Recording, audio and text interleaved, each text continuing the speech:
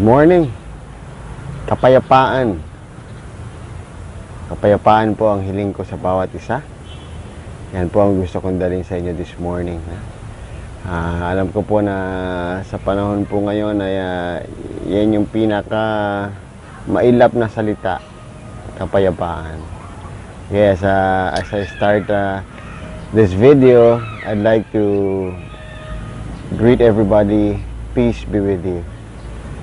Okay, nandito po ako. I'm speaking live here in Cebu. Okay, so ito po yung isa sa mga pinaka-exclusive school here in Cebu, St. Teresa's College, kung saan ang aking pong anak ay nag-aaral. Okay, so I'm ginagawa ko po itong short video na to unang-una sa lahat parang i-welcome yung mga bagong miyembro po natin dito sa napakagandang opportunity na to na Supreme Wealth Alliance Ultimate. Okay, so hindi po siguro lingid sa karamihan na I'm also doing another program na galing po sa Estados Unidos, sa US po.